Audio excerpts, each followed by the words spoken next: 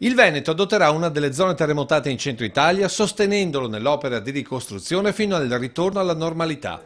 E questa è la proposta lanciata dall'assessore regionale alla protezione civile oggi a Roma durante la prima riunione sul tema tra governo e regioni. Intanto è stato fatto il punto con il capo dipartimento della protezione civile, l'ingegner Curcio, su quello che è stato la gestione dell'emergenza fino ad oggi.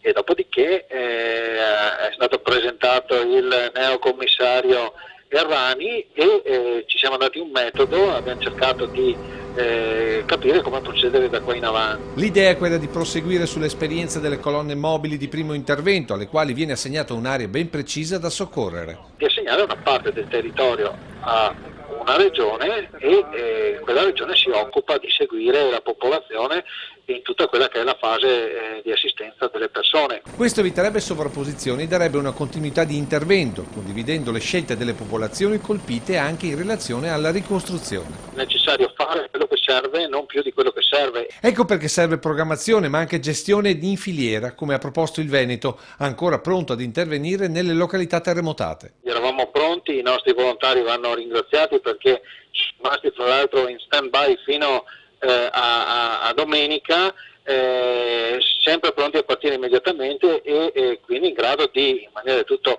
autosufficiente, a garantire 2 campi da 250 posti letto con tutto quello che serve. Oggi l'incarico al commissario che a breve valuterà la proposta dei Veneti, che nel frattempo continuano a partecipare alla raccolta di denaro organizzata dalla Regione, sicuri che la solidarietà arriverà a destinazione. Come sempre per quanto riguarda la Regione Veneto questo versamento sarà destinato ai comuni colpiti e lo faremo interfacciandoci direttamente con i sindaci del territorio.